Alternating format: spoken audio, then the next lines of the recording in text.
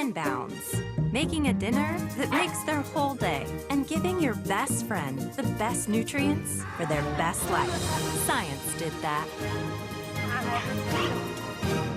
Hi, can I take your order, please? Let me get a sweet chili junior chicken. What? Sweet chili junior chicken. Sorry, sir, that's not on the menu. Remix. The new remix sweet chili junior chicken. Ba-da-ba-ba-ba. Behold the DQ freezer, holding all the Blizzard flavors of the past. The DQ freezer is closed. It's actually opening. We're opening the DQ freezer and bringing back Rolo and brownie batter. Hurry, before they're gone. Hey, babe. Hope he's worth it. Whoever this belongs to. That's mine. Like you get dandruff. Selsun Blue has 5-in-1 dandruff control. I get dandruff, I swear! Selsun Blue works so well, no one can tell. Hellman's Real Mayonnaise. Every dollop is so rich and creamy, it makes any sandwich delicious. Irresistible. Hellman's Mayonnaise. Welcome to Lobster Fest. Is your party ready? Ready to tango with tails on tails on tails? Try Lobster Lover's Dream while you can. It's one of 8 next-level lobster creations. Lobster Fest is ending soon, so hurry in. What if we told you there's a place where it's all happening? A place where more people are going to work than ever before. Where the next generation of workers are training for the careers of tomorrow. A place that's building new roads and highways. And what if we told you you already live here? Caption, it's happening here. Learn more at ontario.ca/building our economy. Paid for by the Government of Ontario. Logo, Government of Ontario. Let's maximize those dreams. That's right. The next Lotto Max jackpot is an estimated $60 million plus an estimated 6 Max Millions. A backyard putting green? What about a whole backyard course? Got another dreamer! Get your Lotto Max tickets today. How does it feel to watch CBC Gem for free? It feels like this. Let's go. Yeah. You can be this happy too with endless TV shows, movies, and more. Yeah. It's no payment entertainment. 1, 2, 3, go! CBC Gem, y'all. Get down. Press play. Start streaming. CBC Gem. Watch free. As you can see, that tide is getting close. Yeah, Yes, it is. I'm feeling the pressure. Coming fast. You've got to hurry. And to quote Jimi Hendrix, castles made of sand slip into the sea eventually. What an exciting day. Absolutely. Oh, that was amazing.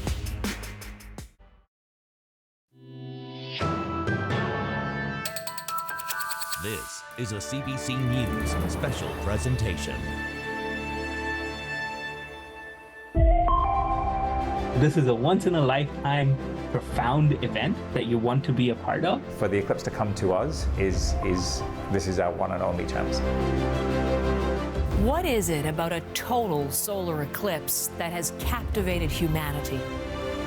That inspires awe, fear, and wonder? You cannot prepare yourself for how intensely cosmic it is. The moment the sky darkens and the sun's brilliance is extinguished, just for a moment by the moon's shadow. For some, a time for reverence and reflection. It's really a miracle of our universe. To witness, it might take your breath away.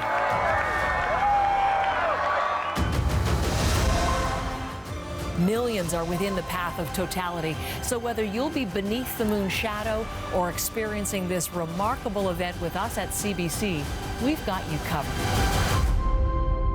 So strap in as we bring you a full day of special live coverage of the eclipse in Canada. Hello, I'm Heather Hiscox in Niagara Falls, Ontario. Welcome to CBC's special coverage of the total solar eclipse. Welcome back, I suppose I should say, if you joined us earlier on CBC Morning Live. I can tell you the crowds are really taking their places here. There are many more people than we saw this morning. And this line of people all along this spectacle, it stretches that way as far as the eye can see, past Horseshoe Falls, past Bridal Veil Falls, past the American Falls. The expectation is there will be hundreds of thousands of people here at the falls to view history. Canada hasn't had a total solar eclipse since 1979. It won't again until 2044. So we had best make the most of every moment, shouldn't we, for the next 3 hours? We have special guests, our CBC reporters, and we're all going to experience this total solar eclipse together. Let me tell you, I'm delighted to be sharing this day with Andrew Nichols, who's up on the roof of the CBC Broadcasting Centre in Toronto, and he's going to have the view that most Canadians will have today. Andrew, that is a partial solar eclipse from Toronto. It is a partial solar eclipse, Heather. If I were out on a boat on the water behind me on Lake Ontario, just a few kilometers out there, we would be in the path of totality, but we're not. But I'm excited to help bring our viewers the sights and sounds of this day, and I have a special guest with me to help us guide us through our coverage. Pauline Barmby is a professor of physics and astronomy at Western University, and will be getting her expertise throughout the program. Heather. Looking forward to that, Andrew, and I'm going to make you both. This is my challenge to myself. I'm going to make you have Umbra envy, Oh, Andrew, you will. by the end I already of today have it. Because, oh, I will. Because I am in the path of totality, as are these people you're seeing. They are live in Mazatlan, Mexico, and they are experiencing so far the partial eclipse. That's a phase that takes about an hour when the moon begins to cover the sun, of course, reaching totality, and they will be the first on North American continent to experience that today. Let's show you where the path of totality travels today as we look to the map. So when the moon entirely blocks the sun's rays for a few minutes, that is what happens. And then, of course, it casts its shadow on the Earth, about 175 kilometers wide. That's what you see on this map. And there's the band. If you live within the dark band on the map, you will be able to see the total solar eclipse. Weather permitting, of course, and I have to tell you, that's a big question mark, not just here in Niagara Falls, but in many places along the path of totality. Mazatlan, we were just looking at there's a partial eclipse, and from there, the starting point, as you can see, it's going to cut a diagonal path across the United States. Texas to Maine, then it crosses Lake Erie, but people there are going to start the partial eclipse in the next hour. We're looking here live. This is the view from Mazatlan. You can see the partial eclipse already underway, and this is this phase where we talk about the moon taking a bite out of the sun.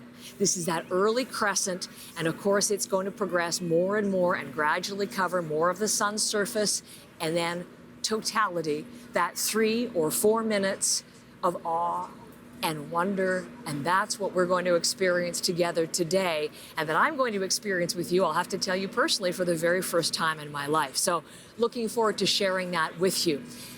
We're going to be taking you to many locations along that path of totality today. Let's look at my team. Reporters in southwestern Ontario, here in Niagara Falls, then we're going to travel east to Quebec, to New Brunswick, to Prince Edward Island, ultimately to Gander in Newfoundland and Labrador. I can't wait to share it with all of you. Thank you for being with me today. Katie Nicholson is my teammate here in Niagara Falls. She's not just up in a box on your screen. If I just look over my shoulder, she is right there. Hello, Katie. Niagara Falls is not just a focal point, it's a gathering point, Katie, for hundreds of thousands today, people who've traveled far and wide, and you have some special guests who've done just that. Today I've been talking to people who have come from different places in Canada and the U.S., but I have with me 2 families who have traveled from France to be here. That is quite a journey.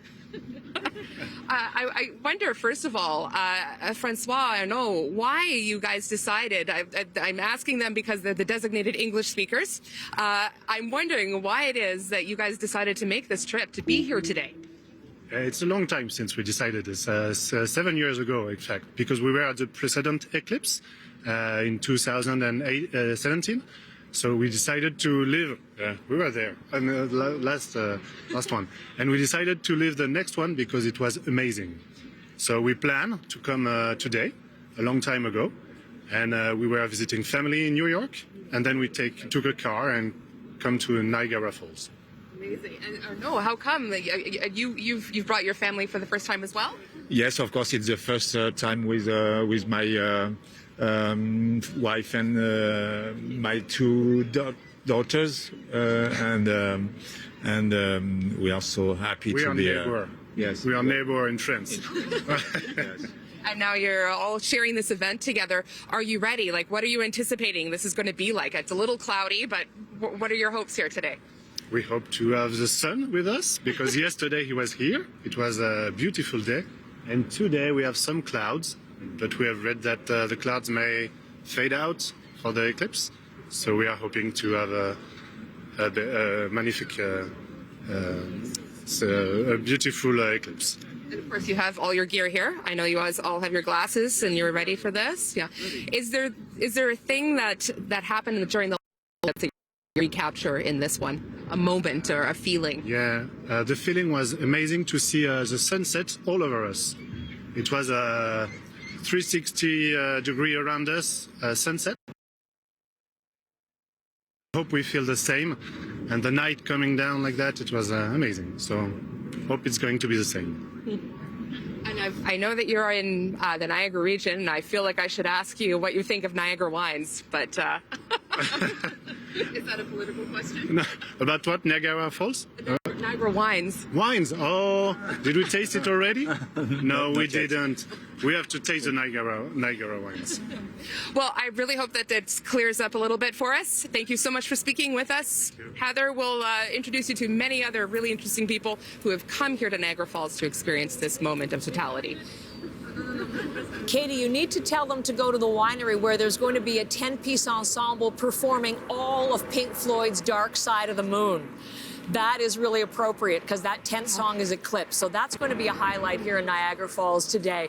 Through Katie, we're going to be meeting all sorts of people who come to Niagara Falls. Some of them are storm and eclipse chasers. And I've met people and spoken to people who have seen 10, 20 total solar eclipses because what happens is the minute it's over, totality, they're left with this incredible feeling of deflation. They can't wait to have the experience again. So we're going to meet some of those people today. If I were an eclipse chaser, Chris Ensing, I think I would be going to where you are in the country because on Pelee Island, there is a place called Fish Point, which is the southernmost point in Canada, and that would be an incredible place to see the first total solar eclipse since 1979. If only we could get there. The ferry tickets are all sold out. So where are you then for us today, Chris? Yeah, Heather, there's no place like being first, but on the mainland, we are in the southernmost town. This is Kingsville, Ontario, just outside of Point Pelee National Park, a place where this morning people were lined up by the hundreds in their vehicles to get inside of what holds the southernmost tip of Canada.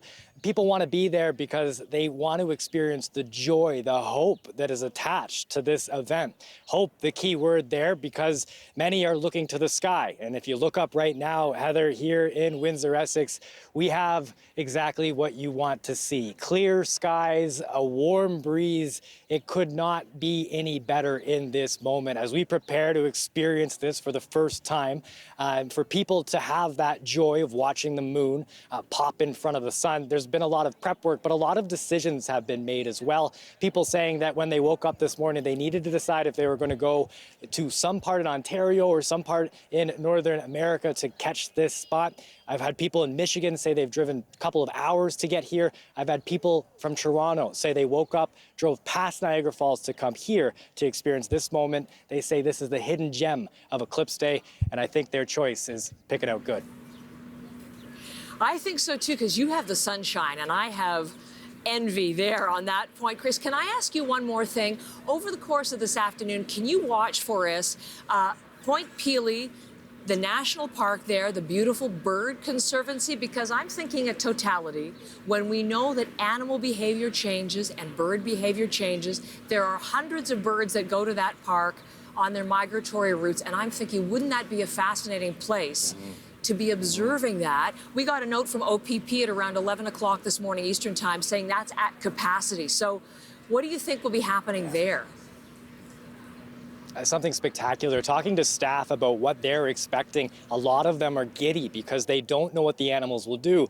They think that they're going to go into nighttime routines and all of a sudden the sun will burst back up and it will be a park coming alive again, not just the animals, but the hoots and hollers of the guests as well. Thank you so much, Chris. I'll check back with you in just a moment or two. In 1925, there was a lot going on in Hamilton, Ontario. For example, the very first traffic light in the country was installed in Hamilton, Ontario.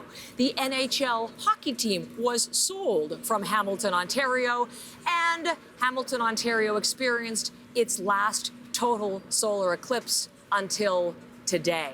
And Justin Chandler's there to capture all of the experience as that phenomenon returns. Hello, Justin. Hey there, how are you? I'm I'm here with, Tell me what's going on with there. Robert Yes, I'm here with Robert Cockcroft, the director of the planetarium at McMaster University, where we're expecting something like 5,000 people to gather to celebrate the eclipse.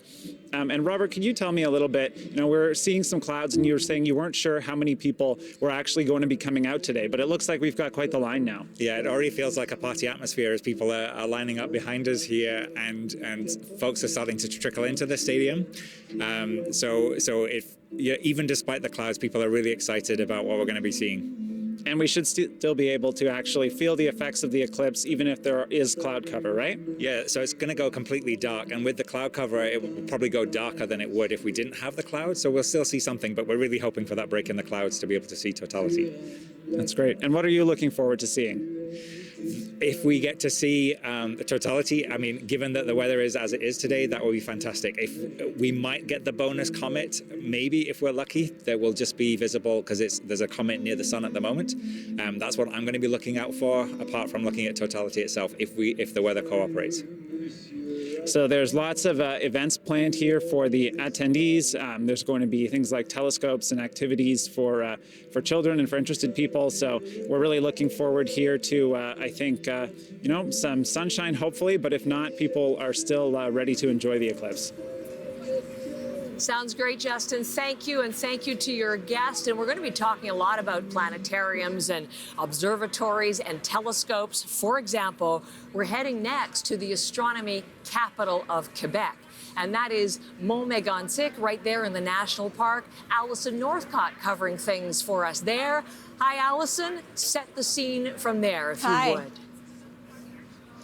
Yeah, there are about 2,500 people expected here today. As you said, this is the astronomical hub of Quebec. This is where there's an observatory, and it is a night sky reserve. So that means the lighting around this area is very limited to try to preserve that night sky so that people have access to a dark, starry sky. And this is also right smack dab in the middle of the path of totality. I want to introduce you to a guest that I have with me, Samer Hobeka. He's here with a group of people that he's taught how to photograph. He's also an astrophotographer. And I want to get you to just show me, first of all, what you'll be using for the eclipse to capture this moment. Yeah, so my setup, I have this camera that is using a zoom lens with a filter to get the sun. And once the totality happens, I'm going to remove the filter. That's my first setup. I'm going to trigger it manually. This other camera here is more wider. So what we want here is a different photo. We want to have really the whole landscape, maybe some people also visible in the picture, as well as the eclipse. So also it's going to be triggered via remote. And latest kind of new inventions nowadays is this little smart telescope. This I'm going to control through my phone, and it's all the photos I'm going to see directly on my phone. It's going to take a time lapse, a video of the whole process, of the whole eclipse from the beginning to the end. And obviously you spend so much time observing the night sky. What does it mean for you? What do you think you'll be seeing and feeling and experiencing in those moments? I don't know how to describe it. It's my first eclipse, first total eclipse. I think everything around what we see today is going to be amazing. I think the totality itself is beautiful. It's going to be a lot of, emotions everywhere. People are going to scream. I'm going to scream for sure. It's one of the most beautiful things you can ever see. So if you still have time today, go see it, especially where you have more time. That's why here we are lucky in Mégantic. We have about 3.5 minutes of the eclipse. So we're really lucky to have that. I hope everyone will enjoy it. Yeah. Thank you so much. So a lot happening at this site here today. A lot of people, a sense of awe and really also a sense of disbelief because the weather is just so incredible so far, just completely clear skies, so a real sense of excitement, and the fact that things are aligning so well that it's around this observatory that really devotes itself to showing off the night sky and to studying it and to helping people connect to astronomy in that way. Allison, if you wouldn't mind just sending some of those clear skies my way, I would be most appreciative. I'll be back to you a little bit later on. Thank you so very much. And Allison's guest, Samir, reminded me, when you're taking pictures, you need that solar filter to protect your camera and your eyes, and you need, as you're watching things today, because the vast majority of our country is going to be watching a partial solar eclipse, you need your eclipse glasses. We're going to be talking a lot about that over the course of our special coverage today. Now, Allison, Quebec. The last time that part of Quebec had a total solar eclipse was 1932. But I'm going to take you to a place that hasn't seen a total solar eclipse since 932. And you think I'm checking my notes? I want to make sure it's correct. 932, more than 1,000 years ago, was the last time the people of Florenceville, Bristol saw a total solar eclipse. So no wonder Brett Ruskin has a great big smile on his face. It's going to be something very special today there, Brett. Tell us all about it. Heather, folks here have been waiting a while, and they've perhaps earned the conditions that we have today. So let me give you a quick tour of what we're looking at here. So folks gathering here in the field around this area here, Florenceville, Bristol, New Brunswick, a spot that had a 30% chance of having clear skies today. This is where folks have been gathering here, kind of the more professional equipment in this area. That 30% chance of clear skies prompted this project behind me here. So this project here involving a telescope attached to a balloon. You can see the helium tanks that are there that are going to fill up that balloon to have it, again, climb up above what would have been the clouds, but it is a clear day, and so the balloon that's going to be launched from here will be climbing up, streaming back video so that we can see it. We'll be able to see it here on CBC News Network, as well as around the world, as a way to kind of, it was initially to thwart and to eliminate that variable of whether it was going to be cloudy or not here in this spot, right in the middle of the path of totality. However, if there is ever, there's cloud karma, perhaps New Brunswick and all the work that they've put in to making this tower, this telescope tower that's going to be climbing up, it is paying off with the clear skies, making this simply just a bonus aspect of this spot to watch the eclipse, Heather. I can't wait for that experiment, Brett, and we're going to take the live stream, and I'm looking forward to talking with you and your guests about that a little bit later on today. When we look to Brett in New Brunswick, that path of totality is going to cut right through the center of the province, and that is going to bring totality to so many there, and they've been waiting for a long time, so it's pent-up demand for sure. I want to take you back to Toronto, though, because Andrew is there with Professor Barmby. And Andrew, I was mentioning, you know, the Umbra envy. It's a very different thing. Toronto's going to get 99% coverage, but it's a totally different animal than what I'm going to experience here in totality. It is literally night and day. So could you and the professor walk us through what we're going to see? That's interesting, Heather. You're literally, my camera operator, John, was telling me that he can see the towers of Niagara Falls behind you. So you're about 68 kilometers away. If we were just a few kilometers out onto that lake, right, Pauline, we would be in the path of totality, but we're just outside of that. And many Canadians, as Heather was mentioning, are also outside of that path. So we'll see a partial eclipse. That partial eclipse will begin in Kingsville, sunny skies there, in just half an hour or so from now, 1:58 p.m. What are they going to expect to see in that moment? So as the partial eclipse begins, you're not going to notice it getting dark right away. Mm-hmm. But what you will see if you look up at the sun with your eclipse glasses is that little bite being taken out of the moon. And so the moon will come up from the south towards the center of the sun. And then it's at the moment of totality when you can take off your glasses, you can see the sun's corona around the outside, and then the moon will just keep scooting past the sun. In totality, you might even be able to see some planets. So you might be able to see Venus on one side of the sun and Jupiter on the other side. And yeah, that's what those lucky folks will see. And then we noticed that the sunshine in Montmagny in Quebec, in New Brunswick, in Kingsville, not here in Toronto, not in Niagara Falls right now. So what kind of difference will either a clear sky make or cloud? I mean, you can certainly see the sun through some layer of cloud, and so you want to keep your glasses on when you're looking for the sun in the cloud as well. But yeah, it's not going to be as dramatic if you've got heavy cloud cover. Okay, so not going to be as dramatic, but you'll still start with will the skies start to darken gradually over that when we get to a total in Toronto? It'll be a total partial eclipse. In Niagara Falls, it'll be a total eclipse. How much will the skies darken and how quickly? Right, so the skies will definitely darken in the places that are in totality, Niagara Falls and Kingsville and those places, even if it's cloudy. Here in Toronto, it will darken, but not as much, and so we'll certainly notice, but your cat is not going to get too excited, for example. Okay. They're just going to sleep through it. The animals are probably going to sleep through it. So there you, thank you, Pauline. So there you go, Heather. I mean, look at the sunshine that you saw in Kingsville, in Mégantic in Quebec, in Florenceville in New Brunswick. Wow, let's just hope maybe the clouds lift where we are, Heather. You know, Andrew, while you and the professor were talking, literally a young woman yelled up to me, "Are we going to see clear skies, Heather?" And I said, I'm hopeful. Yeah. Hopefully at least for a parting of the cloud for a bit, because just to experience that for a few moments, that will be special too. Right now, it is time to take you to Texas. Texas is going to be the starting point for the United States, Texas up to the state of Maine.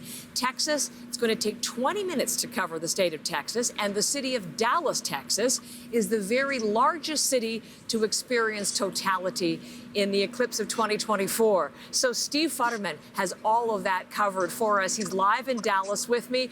Hi again. We were talking earlier this morning, Steve, and you were saying it might be cloudy. People were concerned. It looks fantastic and busy and lots of things happening there. Yeah, right now it's great. If the eclipse happened right now, we'd be in great shape. See the sun on my forehead? Normally we don't like these sunspots for a live hit. This is the best news we've had all day. It's been sort of a roller coaster day. When we spoke earlier, it was perfectly clear, but then in the late morning, some very strong cloud cover occurred. But in the last half hour, the sun has come out. The star of the show, literally and figuratively, the sun has come out, and people right now are very much excited. Will it hold? That's the big question right now. But again, lots of optimism right now as the clouds are burning off, and we should maybe have a perfect eclipse here. That will take place totality around 1:40 local time, Central Time, 2:40 Eastern Time. Steve, just tell me a little bit more about, I think I have a moment or two, some of the fun things also going down in Texas, because we were talking earlier this morning about how on the site of Dallas, South Fork Ranch, they're having a big event there where the Ewings once roamed. That's a place that people are going to be watching the eclipse as well today. Yeah, many places. The Ewing Ranch. I wonder if JR is going to be there, by the way. It would be JR's fault, right? Who killed JR? But no one's going to kill the eclipse, we hope. At the Cotton Bowl, which is a stadium that holds around 80,000 people, they're gathering today. I'm at a park in downtown Dallas that has been sort of empty until the last half hour. You hear music in the background. Lots of different festivals going on, so lots of excitement here. You know, they've been planning for this for so many years. They've known about this for so many years, obviously.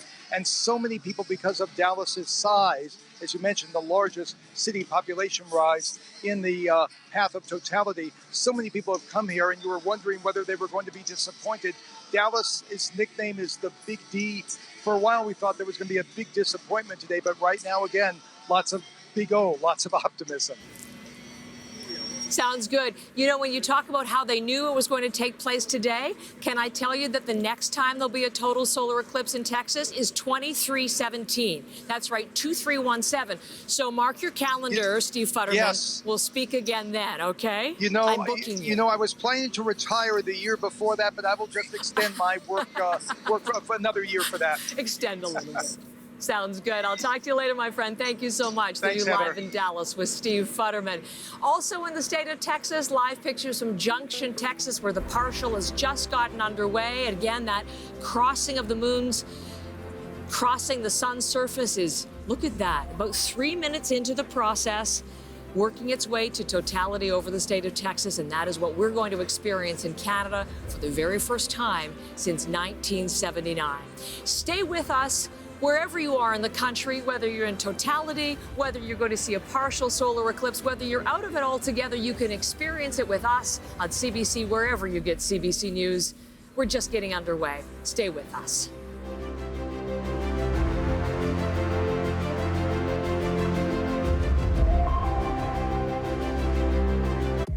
Introducing Tim's new savory pinwheels. As a fashion designer, I feel like I am on the go all the time. I like knowing that I have something ready that tastes great. Pinwheels are baked fresh throughout the day and come in 2 delicious flavors, roasted red pepper and Swiss and caramelized onion and Parmesan. They're buttery, flaky, and delicious. It tastes amazing. Definitely something that I'd look forward to having again. Try Tim's new savory pinwheels today. It's time for Tim's. Triangle Rewards and Petro-Points have come together to bring you more value.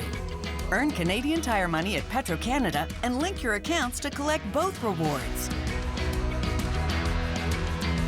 Plus, linked members will earn 20% more Petro-Points using just one card. More places, more rewards, more adventures. What new adventures will you fuel?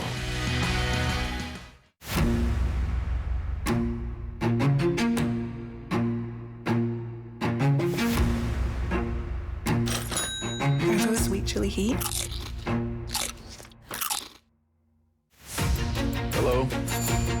So just so you know, this is not an addition. If you had tried just one flavor of Lay's, you could have won $1 million. Are you kidding me? Oh, no. Bet you can't pick just one. Chip. Hey there. Meet a few home equity bank customers. Hi, everyone. Hi. We're talking today about how big changes in the world are affecting retirement plans. Now, what I'm learning is that thanks to Chip, Canadian homeowners age 55 and better are able to retire in their own home and have the freedom to live the secure retirement that they deserve. Did I get that right?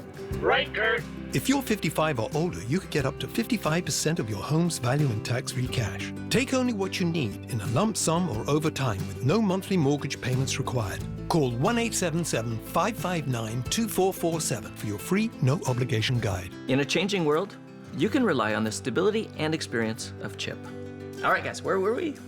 For your free guide, call 1-877-559-2447. That's 1-877-559-CHIP or visit chip.ca.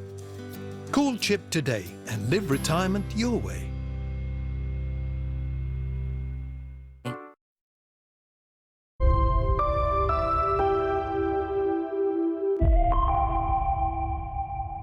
For anyone in the path of totality on Monday, the total solar eclipse is going to be an incredible experience. But did you know that this eclipse holds extra special significance for the Haudenosaunee people? It's all tied to the great law of peace. Let me explain. Nearly 1,000 years ago, the Haudenosaunee Confederacy was founded under a total solar eclipse, the same one we're going to be experiencing this year. That's right. One of the oldest democracies in the world that is still functioning today was ratified under the same path of totality that we are going to be observing on Monday. This will be the only time in our lifetimes that we'll get to celebrate this eclipse anniversary. There's a lot of buzz from Indigenous astronomers and in Haudenosaunee communities that this eclipse is going to help amplify the message of peace that we received so many years ago. Will you be in the path of totality?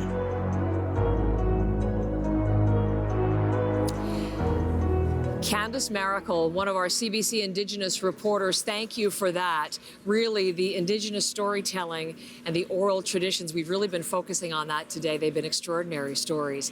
We're looking live here at Mazatlan in Mexico, the very first place in North America to experience the eclipse. It's about 37 minutes away now from totality. They've been celebrating all week with events in Mazatlan.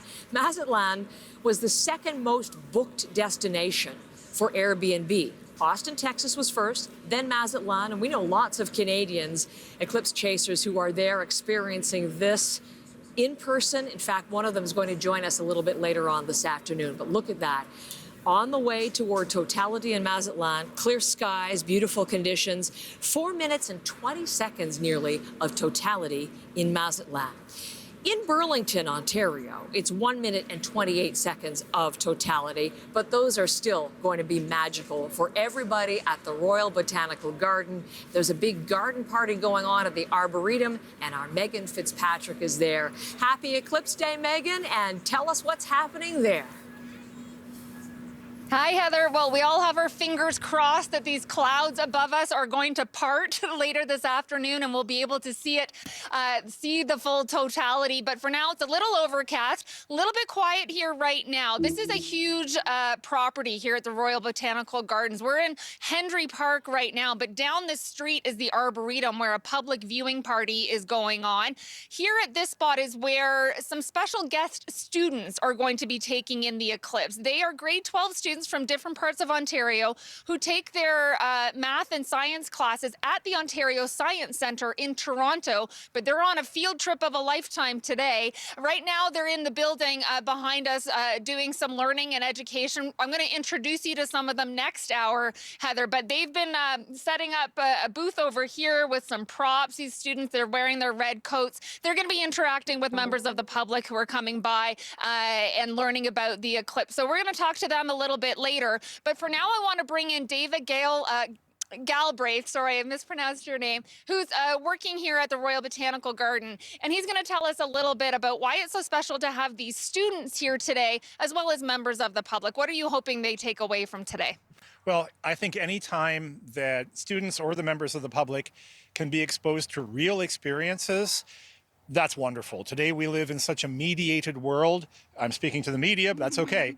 But this is a chance for these students to connect with something that's not only a fascinating natural phenomenon, but it actually has enormous historical and cultural aspects as well. So it's science, it's culture, it's art, it's nature. And that's kind of what Royal Botanical Gardens is here to do, is to give people those experiences. So it's fantastic. And we're running out of time, David, but I do know this isn't your first time taking in a total eclipse. You did it in 2017 in the United States. Tell us quickly what that experience was like for you. Well, that was amazing. That was a sister eclipse to this one, very similar, where totality crossed the United States. I was down there near St. Louis with some friends to watch this experience, and it was a sensory experience in every way. It was visual, it was sound. You could hear the insects and the birds doing strange things. It got very cold during totality, so you had the shiver up the spine of this experience. The wind changed. So not just something to see, it's just a whole experience. And I know you have some telescopes set up down at the park, Heather. He's got his cameras ready. He was showing me some amazing photos from that 2017 experience. It looked incredible. So again, fingers crossed, you'll get to have the same experience today, David. Thank you. I hope all our visitors do. Thank you. Yeah, so much. and I'll let you get back to the garden party down the street, Heather, and I'll throw things back to you there in Niagara. You know, Megan, that was very helpful because he's experienced it in 2017. I don't know about you, but I have never experienced a total solar eclipse, and I'm really looking forward to doing so today. Okay, well, we'll share that together, and we're going to share the experience with so many across the country. It's very exciting. How will it be? I have no idea. Probably a moment of profound awe, taking in the beauty and the power, that connection with something that is bigger than you and I. I'm really looking forward to it. You know who else has never experienced a total solar eclipse? Someone who's actually going to be traveling to the moon, around the moon, sometime after September of 2025. That's Canadian astronaut Jeremy Hansen, and he was here with me in Niagara Falls yesterday. So, Jeremy, I'm so happy to see you again, and I'm so happy you were able to find time in your very packed schedule here in Niagara Falls. I will always make time for you. Trust me. Pleasure's mine. What are you doing for the eclipse here? Oh, it's super special. They brought me up here to just take it in and observe it myself, and a chance for me to connect with communities both on the Canadian, U.S. side, sharing about science, and then on Monday I'm going to watch it, and I'm going to love it. Well, I'm wondering, as you have these first conversations, as people get ready, you get some feedback from the people to whom you're speaking, what's your sense of the level of anticipation and excitement about this? Yeah, it's pretty high. It's been my experience. People are really excited about it. I've met some crowds, and now I ask, who's seen one before? And there won't be a lot, but there will be some people that are they will travel anywhere to see it again. So it gives you the sense it's worthwhile, because people that have had it before, they want it again. They want to experience it. What about you? Have you? First time. What about you? You never have experienced a total solar eclipse? No. I haven't either. Yeah. What do you think we're in for on Monday? It sounds cool. I mean, obviously, it would be neat to observe the sun with the moon blocking it. We'll be able to see the edges of the sun. We call it the corona, which is like the atmosphere of the sun. So that would be unique to be able to see that. But I'm also really interested to see how the landscape changes the colors. People talk about seeing different almost like light moving across the ground, and the colors change, the animal behavior changes. I don't know, I'm just going to try and take it all in. What kind of effect do you think it's going to have on you? Some people really feel transformed by the experience. Oh gosh, I don't know. I mean, you have to ask me after. We'll have a talk. I don't want about to set expectations too high and let myself down. Maybe you'll become an eclipse chaser at the end of this I might, too. yeah, absolutely.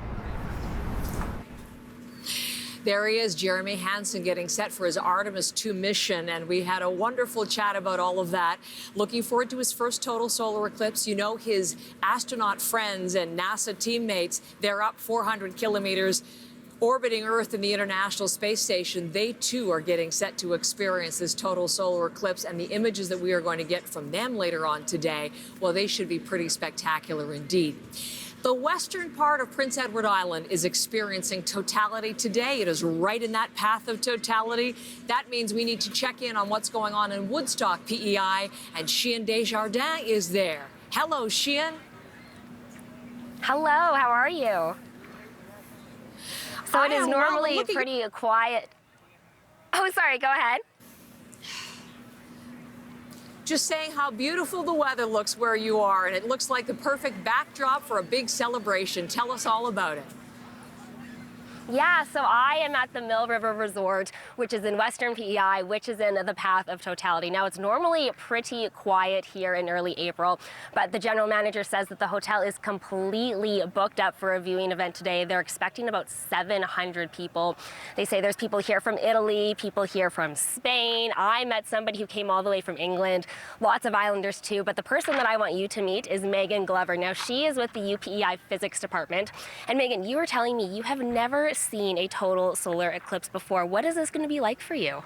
I'm pretty excited, especially when I saw the forecast this morning, only a few clouds, because I was expecting maybe completely clouded skies in April. So I've seen a partial eclipse, and I've gotten to view the sun on a lot of days through regular kind of solar telescopes, but the experience of totality, there's the extra things you can see in the sun, but the kind of total multi-sensory experience I've read about, and I'm looking forward to experiencing it myself. And you're here with some of your students. What's it going to be like to take it in with them? I think it's a really good experience for them, both educational and kind of like a social, group building thing. They're from all different years. We've got first through, I think, fourth years here. A couple of them have been telescope assistants for mine in this past winter semester. So we're getting them to have some opportunity to use some different telescopes that they haven't before, learn about the sun, and hopefully have a great experience overall, just enjoying it. So you have one of these telescopes set up behind us here. What can you see through these telescopes that we can't see with just our eyes? Yeah, so we have two that are set up. One is a simple one that it's just kind of like a pinhole projector, but with lenses and mirrors, and it gives you the view of the sun in white light, the normal light, and the sunspots. So you usually can't see those with eclipse glasses unless you've got sharp eyes. The other one is set up with special filters to look at just the red light that is given off by hydrogen when it's very hot and glowing, and that lets us see another atmosphere of the sun where there's these things called prominences. A lot of people think, oh, those look like solar flares. Well, they're a smaller version of that, and other features that are happening on the sun, because the sun is really dynamic, and so we get to see what's going on it. Megan, do you think you're going to feel any different after this event today? I don't know. I guess I'll see. I think it'll be something really memorable. I'm hoping to get a really nice, clear view of totality in that experience. And I guess ask me tomorrow whether it feels very different. But I'm very much looking forward to see what it will be like. Thank you so much, Megan. So I think that's what everyone's really hoping for today. There are still some wispy clouds in the sky here. Everyone's hoping that those kind of dissipate and disappear, and then it's just, sunny from here on out, and everyone gets a real good look at the total solar eclipse on Prince Edward Island. Thank you so much, Sheehan. I really appreciate it. The meteorological records tell us that here in southern Ontario, on April the 8th, historically, there's about a 60% chance of cloud. I have to tell you, they're right on today, and it's pretty solid. It's the most solid cloud that we have seen all day. So we'll fingers crossed here for the sunshine that Sheehan has on Prince Edward Island. I want to bring Andrew back in for a moment or two. Andrew, we were talking earlier about how 1979 was the last time in Canada there was a total solar eclipse. So let's reminisce, because you actually have some memories of that. I do, Heather. I was at Nuns Island Primary School. I was 8 years old in 1979. And I remember that we were all kind of crowded into the gym and the curtains were closed. I don't remember it being this kind of celebration. It was more, uh-oh, watch out, don't let the kids look at the sun. It had that kind of feel back then. What about you? I think that is a really common experience. Some people told me that this morning. I don't remember what eclipse it was when I was younger, but I do remember my mother. My dad's an ophthalmologist. So boy, in my family, eye safety was #1. And I remember at one eclipse, she took me into the house, right in the center of the house. Every drape in the house was closed, again, to stay safe. Nowadays, all the young people are out. They all want to learn and observe, and the families are trying to do that together. They're doing so with very important safety gear, and I want you to remind us of how to stay safe today. Absolutely, and I'm going to bring Pauline back to do that, Heather, because this is a celestial celebration, right, Pauline? I mean, this is really something that people can go out and enjoy safely, but there are important precautions to take, and here are the glasses, right? So beginning in it's about 15 minutes from now, that Canada is under a partial eclipse in southwestern Ontario. So tell us about what we need to do with our glasses. So you've got your glasses. You want to, before you put them on, you want to hold them up against a light inside and just check that they don't have any holes or scratches or anything like that. And then when you go to look at the sky, look down first. Put the glasses on. Don't look at the sky. That would be your instinct, right? Put your glasses on first and then look up. Exactly. Right. Okay. Exactly. And so when you can't look at the sun in a partial eclipse at any time during the entire time. You want your glasses right? on the whole time. That's right. If you want to look at the sun, but we have the sun kind of behind us, so that's all right. You can kind of go about your day. Yeah, you can go outside. That's totally fine. Okay, and then for those who are in totality, what do they have to do, or what can they do? They want to keep their glasses on until totality starts, and that'll be at different times at different places. You can look up exactly what that timing is. But you'll know when it started because you'll be looking at the sun with your glasses on, and then there'll be nothing to see because it'll get dark. Right. So that's your cue that it's safe to take them off. To take them off, if you're in totality. Okay. You can show us briefly, if you don't have these glasses, because these have been hard to come by for a lot of people. Right. You can there are makeshift ways. There are other things you can do. So you might have a colander in your kitchen, for example, and you don't want to look through this, but you want to hold it up so that the sun comes through the colander. And what it'll do is project little images of the sun on the table or the sidewalk or whatever you have in front of you. And that actually works quite well. You'll see the little bite being taken out of the sun through the little holes. And then there's a cracker? If you do not have a colander, any cracker with a hole in it will also do the trick. The trick is to avoid eating it before you hold it up to the sun. It will not work if it is in your tummy. Okay, but the holes work just as well. And so, Pauline, thank you. And Heather, Pauline was telling me what we need in the sky is a sucker hole. So we need the sun. That's the term. That's needed in the sky. That's what we need. Listen, that's what we need. I'm listening to all of it. I love that. Who knew that's what you do? Slip a Ritz and it would work the same way. But I was listening, so here I am. Just remind me, I'm looking down, putting them on, looking up. There you go. And I'm good to go until totality. Okay, thank you so much, Andrew and Professor. They're going to be able to take those glasses off very soon in Mexico because totality approaching in Mazatlan, which is the first place to experience the eclipse today. These are live pictures from Torreon in Mexico, and you can see just how much the moon is advancing over the surface of the sun. About halfway there, I would say. So we are going to follow this every single moment as the eclipse of 2024 makes its way across North America. Mentioning, as Andrew and I were, 1979, the last time Canada saw a total solar eclipse. This is how children in Manitoba marked that event. You're watching CBC. We're bringing you special coverage today. Brenda, can you tell me what you're drawing there? Describe to me what you're drawing. Well, it's the sun and the way the moon, and it casts the shadow on the earth. Shane, can you describe to me what you're drawing? Well, that's the sun and that's the moon covering the earth. When you close your eyes and you think in your own mind about the eclipse, what do you see? I think it's going to be very beautiful when I think about it, because it's not very often that the moon covers the sun exactly.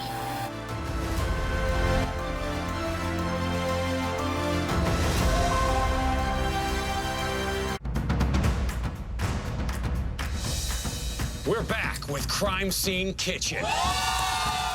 Please be careful. That's what I'm talking about right there. Woo! Yeah. Hey, I'm gonna grab us some cold foam coffee. Wait, what? Cold foam coffee at home. Try it. Right? It's International Delight. Cold foam. It's foaming delicious is what it is. We're foaming baristas. Foam and cream your coffee with International Delight Cold Foam. It's foaming delicious. Introducing Madrid Excepcional, inspired by the soul of Madrid.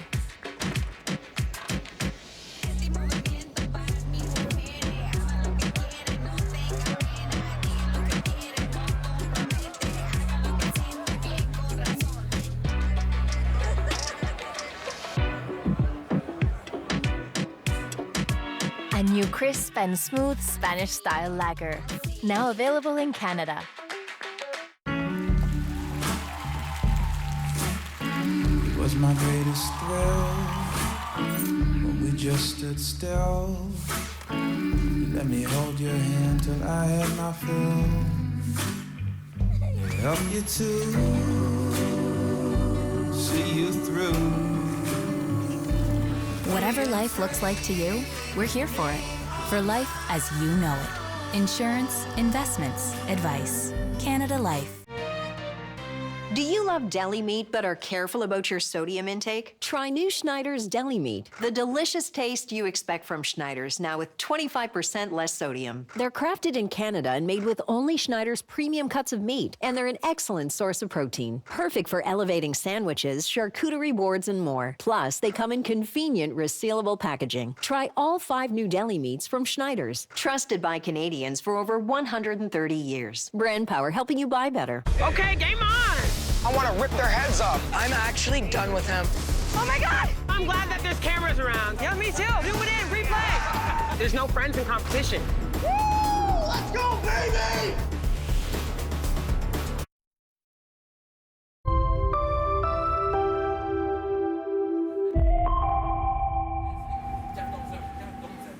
These are the live pictures once again of Mazatlan in Mexico.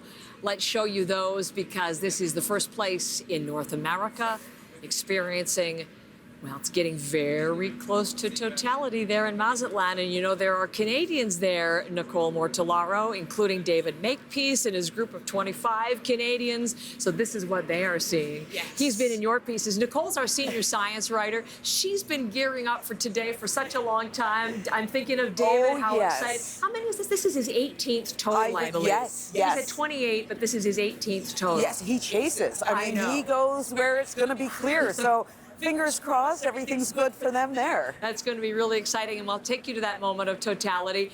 Gearing up for this, writing about this, here is the day. How are you feeling about what's to come? I'm excited, but I'm worried about the clouds. I know. You know, like the one thing we couldn't control. You know, like I say, you can't argue with Mother Nature. Mother Nature's always going to win. So, you know what? But I did see it. I have seen a total solar eclipse in cloudy conditions. Really? Is there a moment where they separate, like they break enough that you can get a moment? Well, I was covering it for CBC in 2017. Right. Went down to St. Joseph, Missouri, and we had a thunderstorm. Uh-oh. Can you imagine? It was supposed to be a place with clear weather. It was supposed to be wonderful. Had a thunderstorm, but then the clouds started to part a little bit. But you know what? What was amazing was watching the shadow. Like, it's dark on one side of you and it's light on the other side. And then when you're in that shadow, it's like sunsets on either side. And it's really bizarre and amazing. Just describing it honestly, to me. it is absolutely amazing. And that was with clouds. So we may experience something similar today around 3:18. That's totality here. You mentioned 2017. That was the last time there was total solar eclipse across the United States. You covered it, as you said. There's been a lot of reference made to 2017 and how 2024 is going to be different and in many ways more spectacular. How so?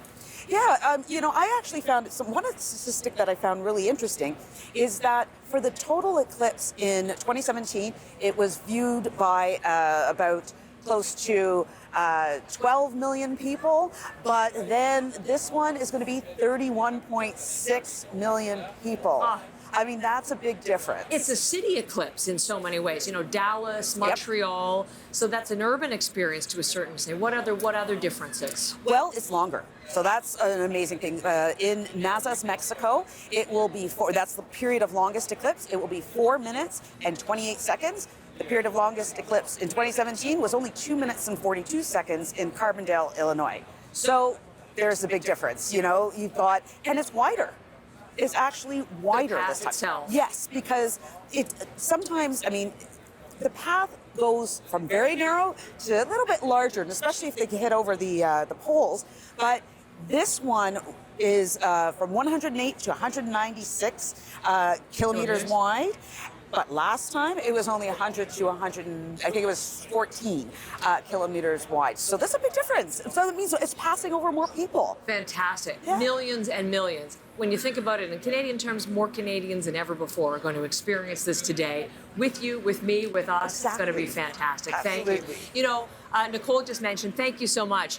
Carbondale, Illinois. Interestingly, it saw the eclipse in 2017 and is again in 2024. That's a rarity because normally the average is 375 years. There's an eclipse every 18 months somewhere in the world, but usually it's over the ocean. 375 years is the average before it passes over the very same location. Carbondale, Illinois is the exception this time round. I'm going to tell you somebody else who probably knows all about that. We're going to meet Andrew Fazekas now. He's known as the night sky guy. He's the science columnist with National Geographic. I am delighted to meet you, Andrew. Thanks for being our guest today. It's great to be here. We're getting close. We're getting close to totality soon. I think, as long as the skies clear up, you know. I am excited for you because there you are in Beaconsfield on the West Island of Montreal. I can see you have your solar eclipse glasses all ready to go. How are things looking for you and how are you feeling on this eclipse day? Well, you know, right now there's this high, thin, wispy clouds that have kind of moved in the last half hour. But I've been watching it. It doesn't look, it's not distracting from the eclipse. Viewing it through the solar glasses is great. I mean, obviously it hasn't started just yet. We're still a little bit of a way, you know, about what are we, about 20 minutes away or so from the beginning of the partial. So you can really easily see it with these glasses, no problem whatsoever. I'm not seeing any showstopper right now. I've got my telescope set up. I'm live streaming to my network on my YouTube channel, The Night Sky Guy. I'm seeing hundreds of people. And what's amazing is that the interest is around the world. People want to see it, even virtually. And this is the beauty of this. We're living in the age of the internet where we can share this most amazing sky show ever. And it means for someone like me who is so passionate about astronomy and celestial events, it doesn't get any better than this. You know, you said something that has struck me as well about all of this, how everyone has been struck with eclipse mania all around the world. So excited to experience what we are going to experience as this afternoon goes on. Now, you've already been to a total solar eclipse because, like Nicole, you were there in 2017, South Carolina, if I'm not mistaken. So for people like myself, Andrew, and others watching who have never seen a total solar eclipse or experienced them personally, tell me about your experience there and what it was like for you, because it's often transformative. It's often a very profound emotional experience. What was your story? It's absolutely, it's magical and it's multi-sensory. That's the big thing with this event. It's a multi-sensory experience. You're going to feel the eclipse. You're going to see the eclipse. You're gonna be able to, if you're with people around you, they will be emotional. Even your pets will probably feel that that electricity that you're presenting. So it's something that is unlike anything else, and I think it sits very much in a very visceral way to us, because it's something that probably our ancestors experienced for thousands of years. But now we have, of course, the luxury of having science and having technology like this that allows us to safely look at this experience. It makes it so much better. You touched on that, the visceral, the primal, often this experience. You don't just watch it, you feel it, you sense it. So I'm really looking forward to doing that for the very first time, Andrew. They often say, can I just ask quickly, you see something in your first time and then you really want to see something again on your second. What are you most looking forward to this time round? I'd really love to see what are called the Bailey's beads.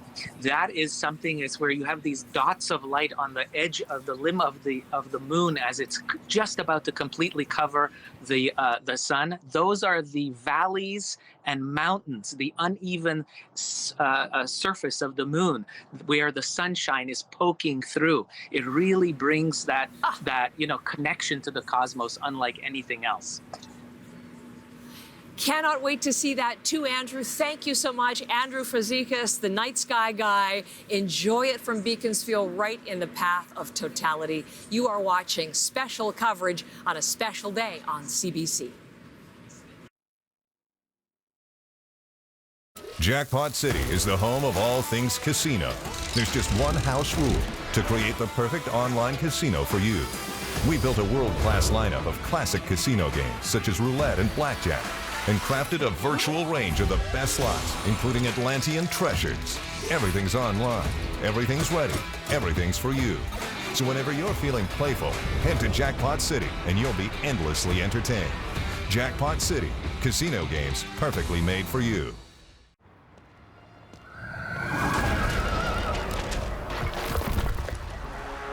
Breaking news. What is that? It's a monster! It's an alien. No, it's a pony.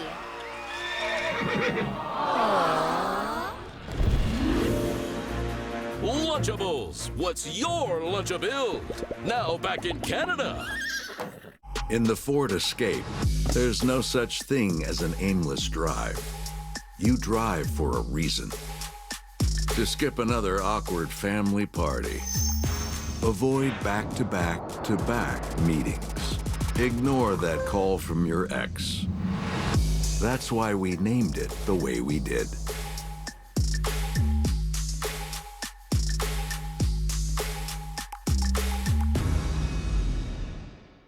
Bladder leak underwear has one job. I just want to feel protected. Especially for those sudden gush moments. When your keys are in the door and your body's like, it's happening. If you're worried about your protection, it's not the right protection. Always Discreet protects like no other, with double leak guards that help prevent gushes escaping from the sides and a rapid dry core that locks in your heaviest gush quickly for up to 0 leaks. And it contours to every body. Now this is protection. Always Discreet, the protection we deserve.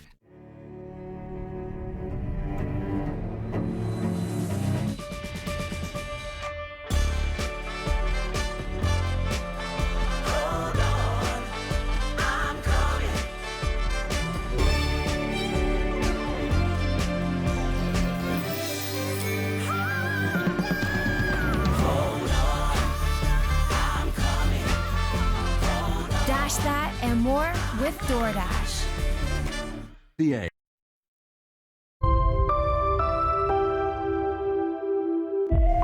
And then where?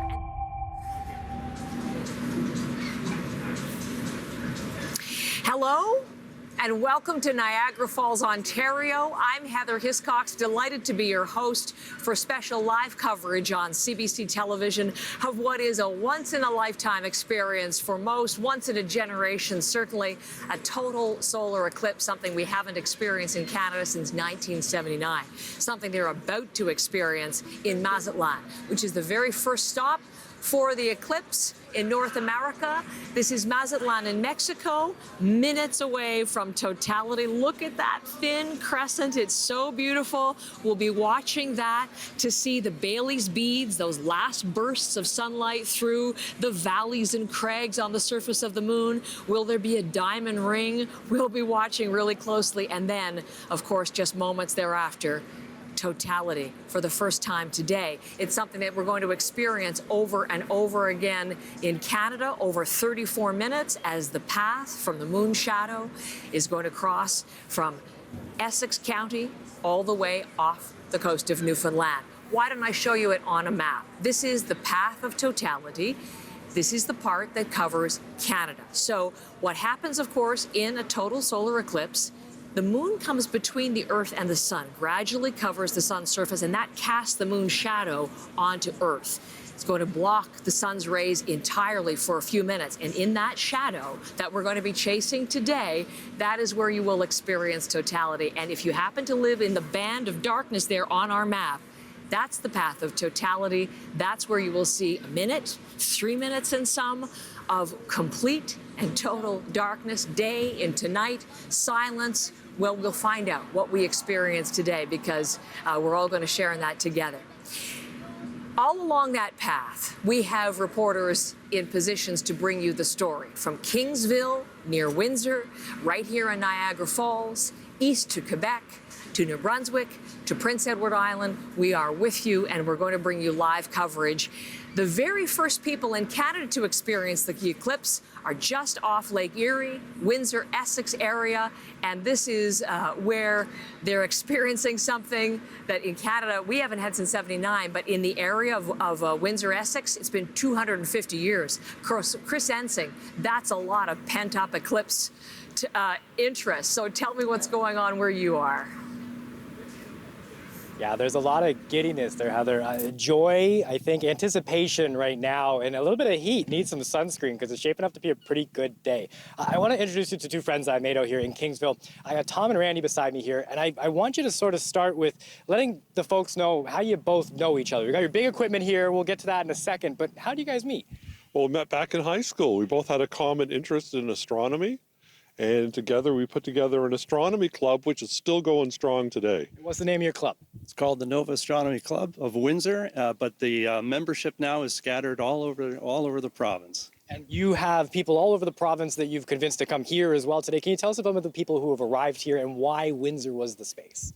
Well, we got Mike McBride here from Thunder Bay, and this is his equipment here. He's got the high-tech photographic equipment today. We got folks from Windsor. We have absent members from Ottawa today, but we're in the path of totality. This is where you want to be in Essex County. And people have spoken about the idea of how this is a once-in-a-lifetime event for some. You've got a couple under your belt. Can you tell me about the last time you've seen something like this? The last time I saw something like this was February 26, 1979, standing in sub-zero weather, February in Winnipeg, Manitoba. But the conditions were much the way they are today, and we saw a beautiful eclipse then, and we're hoping that's going to happen this afternoon too.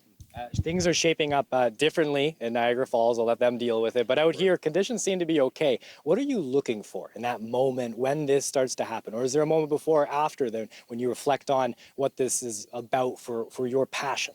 Well, I think for me, it's really my place in the universe, because I'm here on the Earth. There's the moon, there's the sun. They're in total alignment. I'm in alignment with them at that moment. It's sort of where I am in the bigger universe for me. That's what drives it home. No, and it's going to be a big moment for a lot of people. Thank you so much for sharing your time. We go back to you, Heather, as we wait for that big moment this afternoon. Chris, thank you so much. I can't wait to share totality with you there in Kingsville. Look at our live pictures of Mazatlan. We are moments away. Did we just hit that, Ryan? Marciniak, Ryan so Marciniak. I can just see a sliver. I'm not seeing Bailey's beads in the oh, right there? Oh, there. Oh, watch. Wow. We are 90 seconds away. You're going to hear the voice of Ryan Marciniak, who's been with me for days now. He's with Astronomy in Action. He's been busy here in Niagara Falls all weekend long, giving wonderful sessions to kids and to the public here, and teaching us so much, too. So, Ryan, Talk me through this. What's going on in Mexico, the first anywhere in North America to experience this eclipse today? They are experiencing much darker skies, much colder temperatures than they would normally get. Birds have probably stopped chirping at this point, and they're probably starting to see some shadows on the ground as we reach.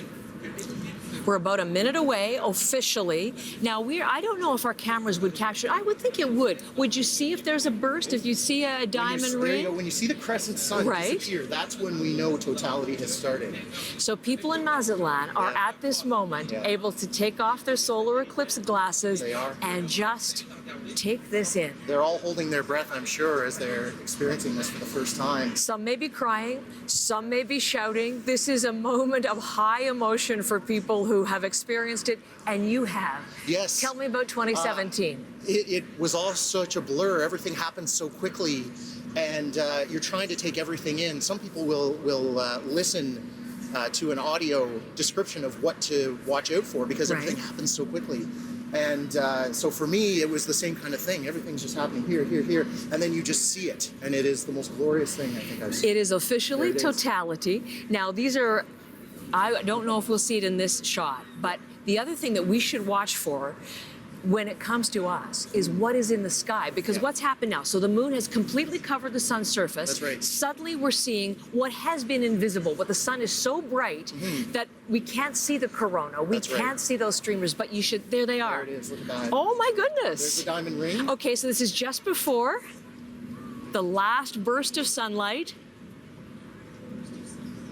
This is exquisite. I'm being pulled back to 2017, and there it is. Look at the prominences. You can see the little loops of fire coming off the sun. The pink, the pink? Yeah, that's what those little pink parts are. That's hydrogen.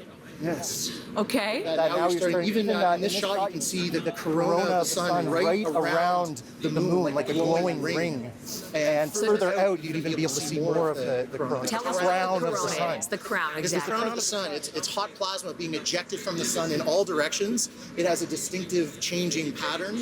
And it's different for every solar eclipse. Now we're getting a much better view. This is our first really good live shot of the corona.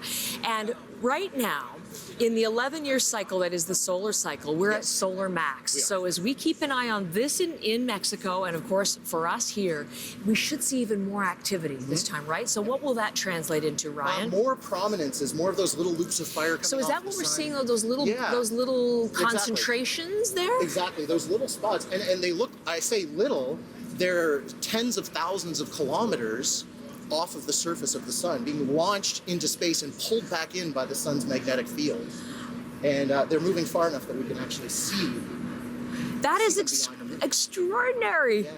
And then again, those white streamers, that is the corona. And I just want to pause for a moment because this is what scientists want to study. We don't see this very much. Correct. So many experiments today, including many conducted by NASA, are going to focus on the corona. Absolutely. What's moving, how big the sun is. What are you most interested in learning about today, about the corona from what's going on? Well, a lot of it is how the corona is changing over time. One of the biggest mysteries before the 2017 eclipse was the fact that the corona can be millions of degrees hotter than the surface of the sun. That's surprising. We had no idea why that was happening until the 2017 eclipse, and we got some insights into that. But scientists are going to confirm those results, get better images of the corona as technology has improved, and use this to study the corona for years to come. We should watch the sky because things may reveal themselves which had been hidden. Planets, for example, Ryan? Yep. Such as? Well, Jupiter will be, for us, if it gets nice and clear, will be above and to the left of the sun, and then Venus down and to the right. They're both brighter than any star, so they're very easy to identify. There is a comet lurking, which we may Yes. watch. Look at that prominence. Isn't that amazing? That's a huge one, it seems to me. We didn't see that before because the moon was covering kind of this one part of the sun and now has shifted over a little bit further. So we're starting to see prominences on the trailing side, and that's starting to give us indications that we're probably at maximum eclipse or past maximum eclipse at this point. So as I look at this, I'm thinking back to ancient cultures and how must they have perceived this. there was fear, but there was awe and there was wonder. They interpreted this as messages from the gods and signs of ominous things to come for the kings and rulers. I'm imagining that. Is it moving off already? No, we're still in at totality. max. Okay. Ancient cultures were very good at tracking the movements of the heavens, and many cultures were able to predict when eclipses were going to happen just by keeping detailed records.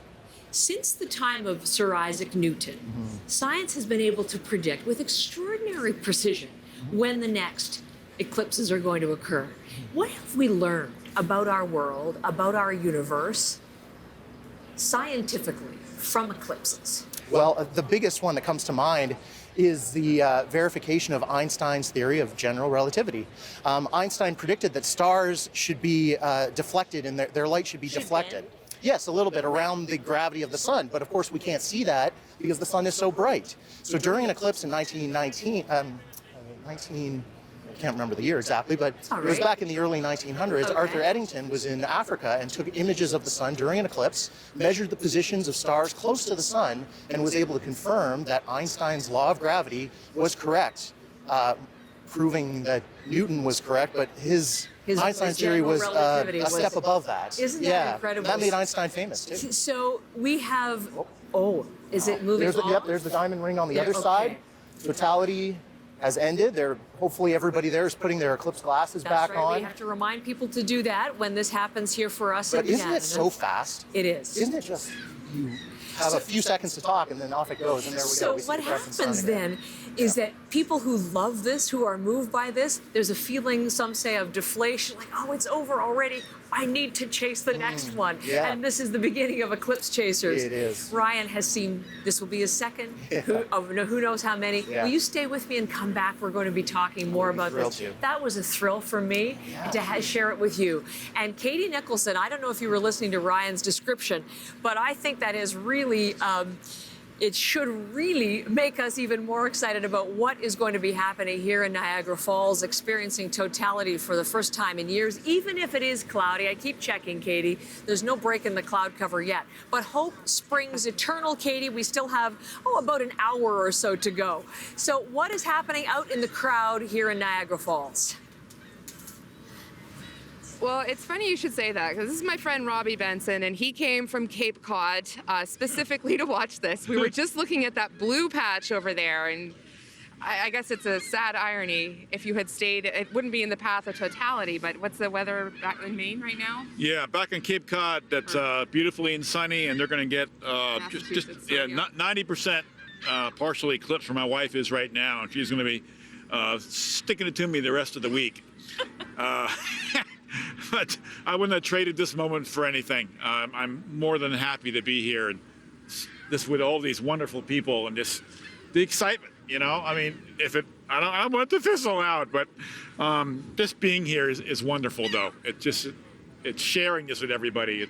You can't ever match this ever again. You know. And Robbie, you've got something here, an artifact from a previous eclipse that you went to. I'd love if you show it. Just walk us through how this works. Yeah, we got a piece of welding glass, and we were holding it up for the 2017 eclipse. We were getting ready, but it was too hard to hold a little piece of glass, so we cut up a couple of boxes. This one's a Keurig.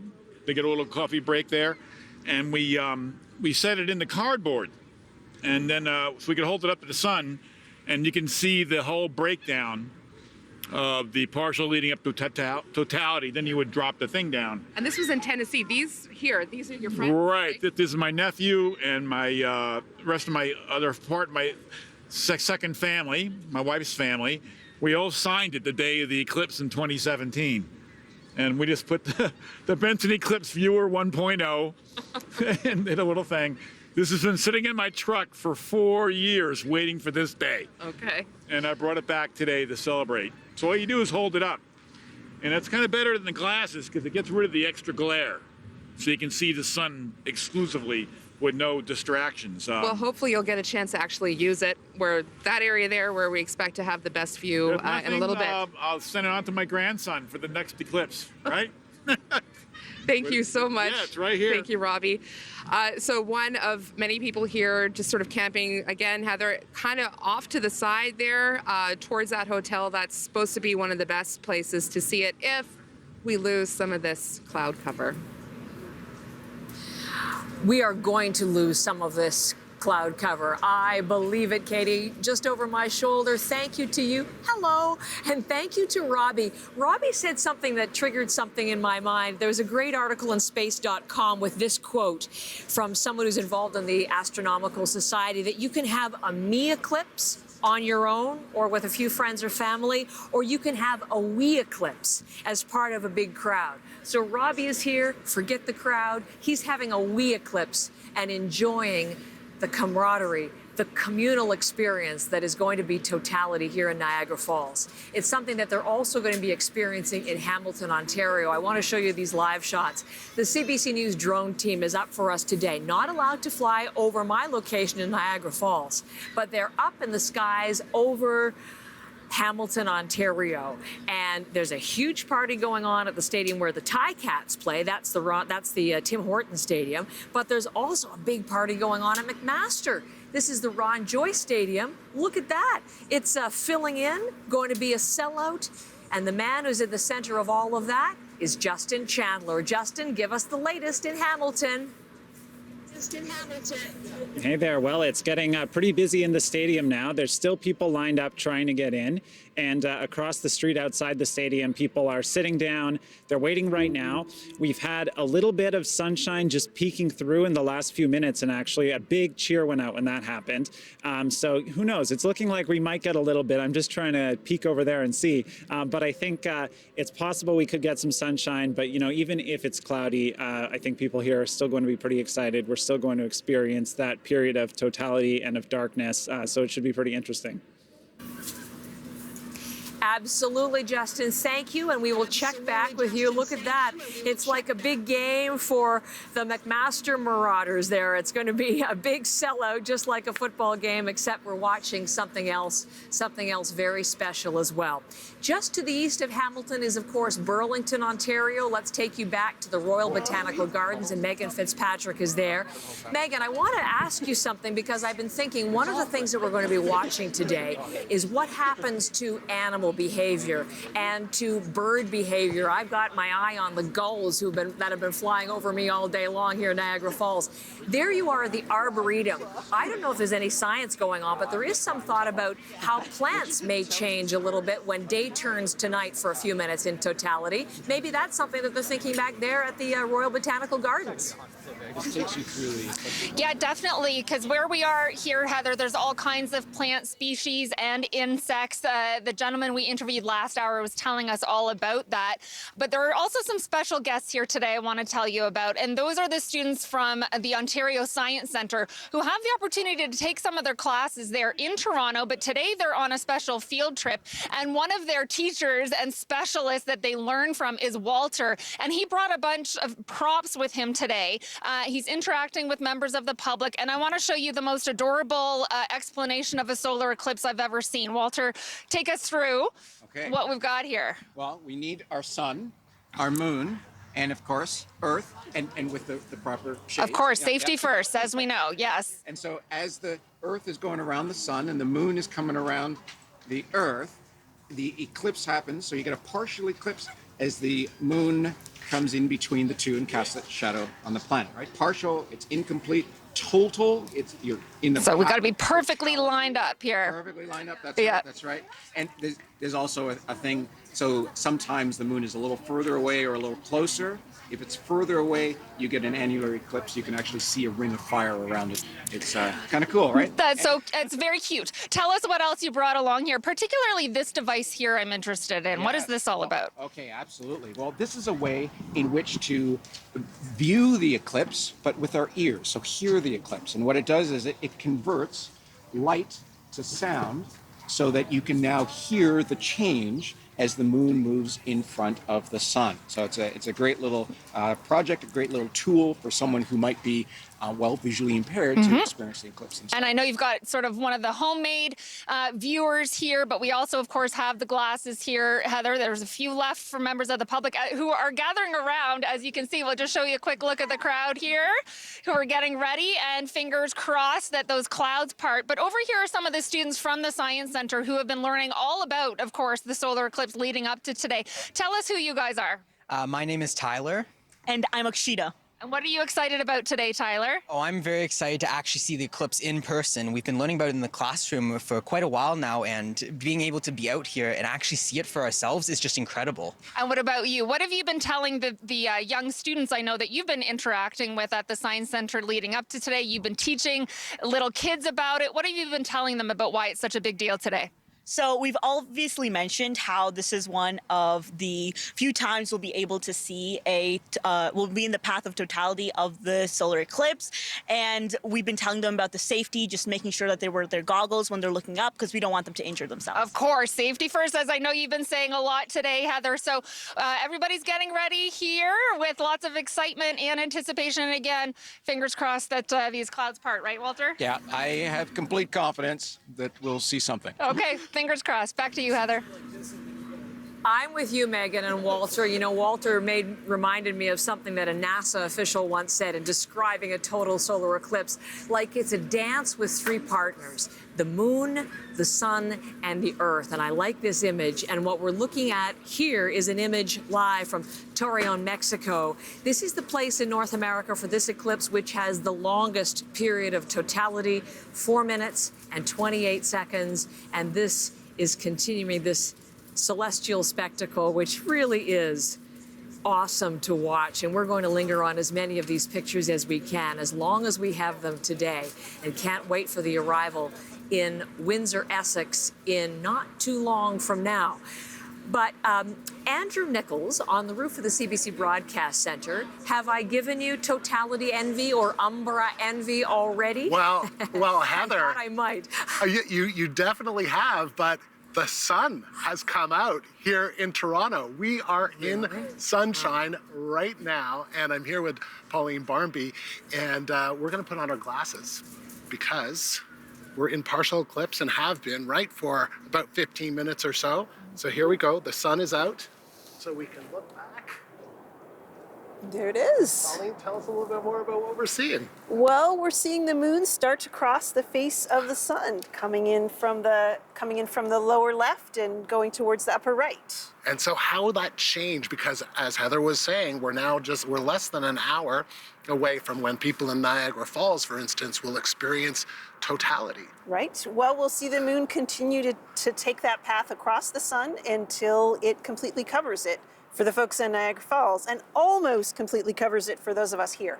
Okay, so what do you think of what we've been seeing in Mazatlan in Mexico? Because you were in Mazatlan during another time when you were in the path of totality, which is rare. I was there for the eclipse in 1991, and we had some clouds that day, and it looks like they have better weather today, which is fantastic. And why is this exciting? You got really excited. It has been cold and cloudy here, and you got really excited when the sunshine came out. Well, it's one of those things that doesn't happen very often, and it's a lot more fun when you don't have to look at it through the clouds. Right. And so just as a reminder for people with these, now that we are in a partial eclipse and the sun is out here in Toronto, just a reminder, you have to kind of, what do we do? We kind of look down. Look down, put them on. And then look up. And turn around and look. Amazing. So there we go. Heather, I'm hoping that the sun comes out across the lake. You're literally 68 kilometers that way south of us, so we're hoping that it comes out. We really are. I'm getting my just desserts. I've said you have umbra envy, taunted and me. I'm having sunshine envy. So here is the view of a partial eclipse as the moon takes that bite out of the sun and then moves over the sun's surface. And this is what the vast majority of Canadians are going to see today, a partial solar eclipse. Wherever you are in the country, we are just delighted that you're experiencing it with us. Totality coming, all of the phases of the eclipse, partial eclipse wherever you are. So we're looking here at some live pictures of what is on its way to us. Now, in Quebec, there is part of the province in totality, in the path of totality. Montreal, for example, split in two. The southern part of the city, totality. To the north, Laval, not so much, unfortunately. But I will tell you where. To the east of Montreal, and the beautiful eastern townships is Lac Mégantic and Mont Mégantic, the observatory there in the Mont Mégantic National Park. This is a place that even has its own asteroid. Asteroid 4843 is named after this observatory. It is famous. It has one of the most powerful telescopes in the country, and Alison Northcott is there. What's happening now, Alison? Well, the crowd has really grown over the last hour, and the partial eclipse has begun. We heard people begin to applaud for the partial. I can see now, if I look, I can just see what you were describing, just that little bite out of the bottom corner of the sun right now. So that's what a lot of people are now looking at, and with anticipation, expecting, because we have such clear skies here. This is a night sky reserve as well. So once the shadow of the moon lands on Earth, this is a great place to be able to monitor that because of the clear skies, because it's right in the middle of the path of totality. So that totality will last more than 3 minutes here. So a real sense of anticipation and excitement, and even disbelief from some people who just can't believe that things have lined up so well in right here in Quebec. Some people who have traveled from many different parts of North America, people from across Canada, from North America, from Ontario, but also people from the US. I've talked to a couple of people who had been planning to go to Texas to watch it, and who instead came here to Quebec because they heard the conditions were going to be good. Before, they were worried. They said, you know, it might be cloudy in Quebec, but now it is a very clear day as the partial has begun. And people talking about it, you know, expecting it to be a really moving, almost spiritual experience. And people here gathering together in this place that really devotes itself to the night sky and to celebrating all that sky holds. So this is a very meaningful moment for the staff here and for all of the many people you can see around me who have gathered to begin witnessing this. You know, we haven't experienced something like this in so many years. Montreal, for example, and the east of the province since 1932. So as I say, Alison, savor every moment. The next time there's a total solar eclipse on Prince Edward Island is 2079. So she and Desjardins, to you too, that same advice. Make sure you appreciate every moment of this celestial spectacle. What's happening there now in Woodstock? Yeah, and I think everyone really is appreciating what's going on here today. You can probably see behind me, the crowd is really starting to fill out here at Woodstock at the Mill River Resort. There's lots of islanders here, but there's also people from Spain. There's people from Italy. I met someone who came all the way from England, people from the US, everyone here to witness this total solar eclipse on the island. Now, inside, there's also events taking place. I swung by downstairs, and there were kids, and they were all acting out different parts of the solar system, giving them an idea of what to expect when they see the solar eclipse this afternoon. Now, the partial solar eclipse is expected to start right away here. In fact, it sounds like it might actually be starting, and then totality is still about an hour away. So it's been about 50 years since we've been able to see a total solar eclipse on Prince Edward Island. And like you mentioned, it's going to be about another 50 years before we see something like this again. And out of all the people that I've spoken with, I've only managed to find 2 who have seen a total solar eclipse before. So it sounds like it's going to be a new experience for a lot of people. People don't seem to know whether they're going to cheer or whether they're going to go silent. So I'm excited to see what happens there. Schools are also closed, so kids had a chance to learn about the eclipse. They're starting to gather here as well. We're seeing lots of kids show up with their eclipse glasses that got handed out in the schools. But overall, everyone just seems really, really excited to take it all in, including myself. I've never seen one, so I'm looking forward to experiencing this today, Heather. Sheehan, as am I. I've never experienced one myself, and so we will together live totality. Ryan Marciniak has already seen one in 2017. Ryan's with me. He's an astronomer with Astronomy in Action. And I just want to ask a couple of things. These are pictures coming in from Arkansas, Ryan, Russellville, Arkansas, where the big merch. Oh, I'm sorry, this is Dallas, but I do want to tell you about Russellville for a second. They've been selling T-shirts, I got mooned. Oh, fantastic. That's taking advantage of the event, right? I think this one's similar. The mayor of Niagara Falls was wearing something similar today. Dallas, Texas, that's where our Steve Futterman is. This is the largest city experiencing a total solar eclipse, more than 1 million people, and there were concerns about cloud.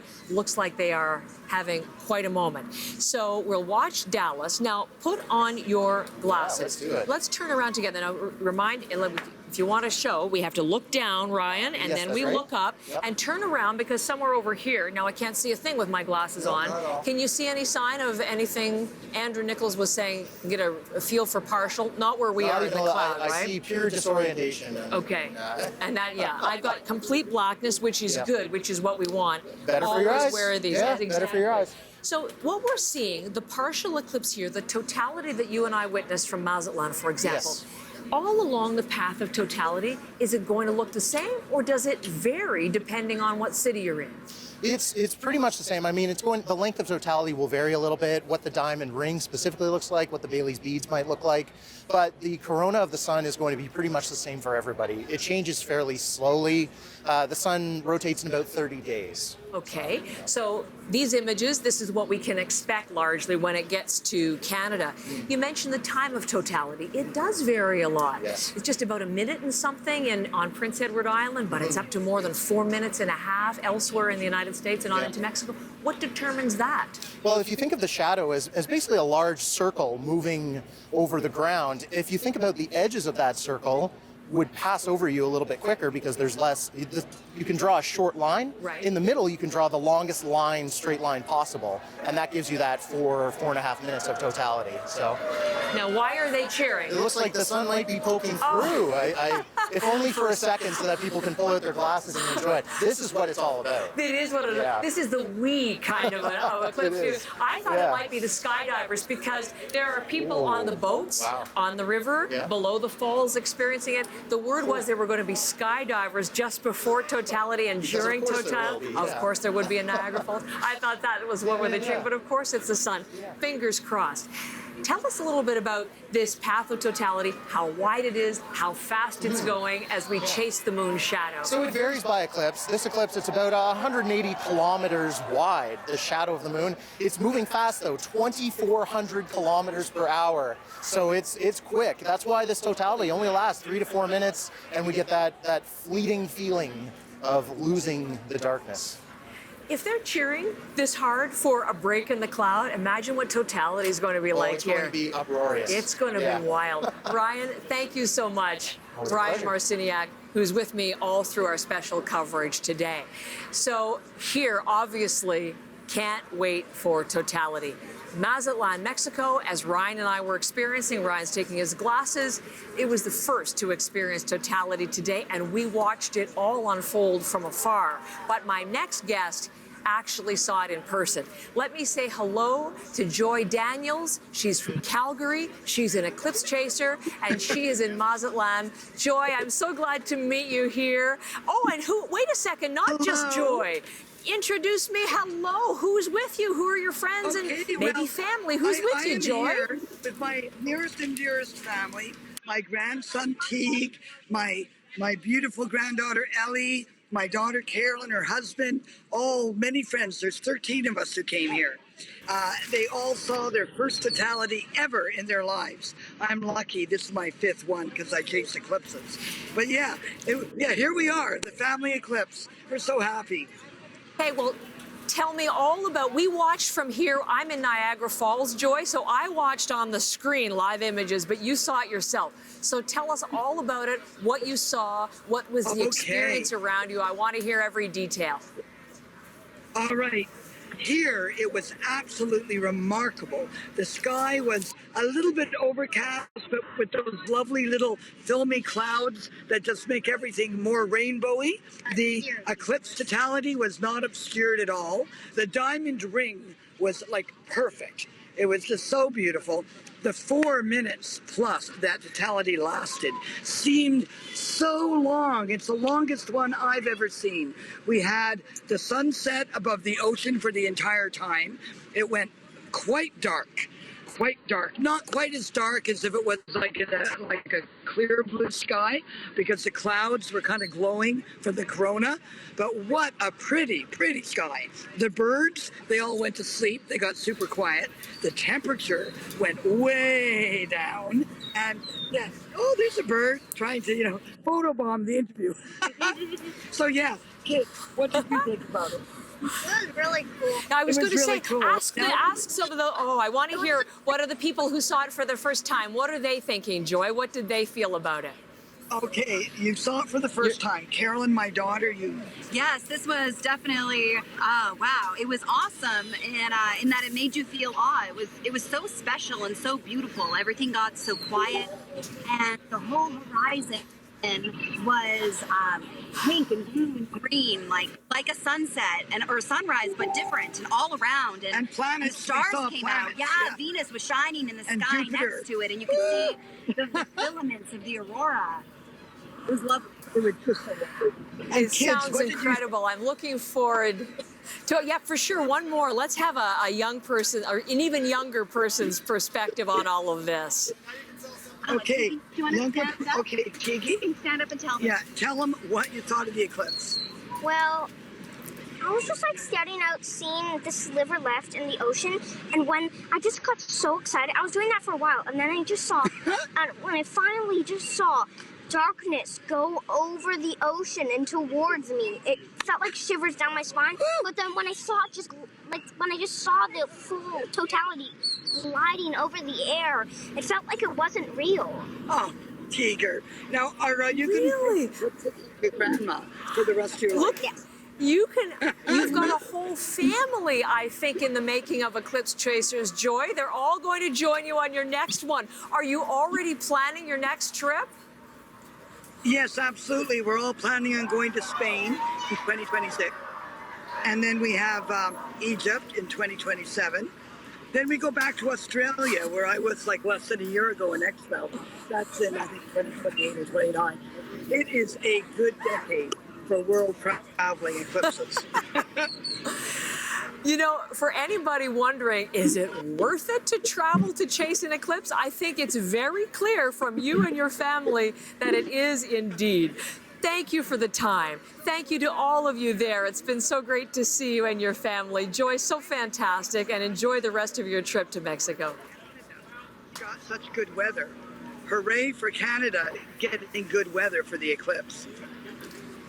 Well, it's not so good here, but if you hear the cheers behind me, Joy, it's because every once in a while the sun bursts through the clouds. So we are fingers crossed that we're going to see something like what you saw. Thank you so much, Joy Daniels and her family and friends in Mazatlan, so first to welcome. experience totality today. The United States is next, and Texas is getting very close. Some parts have already experienced. We have 2 reporters there. So let's begin with Steve Futterman in Dallas. What is the very latest, my friend? What is going on in the largest city in the path of totality? Yeah. Heather, it looks like Mother Nature is going to come through. Let me take a quick look right now. Oh, it's just like even less than a crescent moon right now. You remember we see a crescent moon. It's much smaller than that. I think we're going to be reaching that diamond ring very, very soon. And you may even be able to see it get dark here behind me in the next few moments. The last couple minutes before totality hits, having experienced this a couple of times, it really starts getting dark, and I'm even feeling it. Don't know if you're seeing it right now, but I can sense it getting darker and darker. You see the people behind me. This is one of the main parks in the city of Dallas, in the urban center. It's just been jam-packed with people. Most people have these, the glasses, the protective glasses. It's very interesting to watch people when they see the sun, they'll point up and say, I see it, I see it.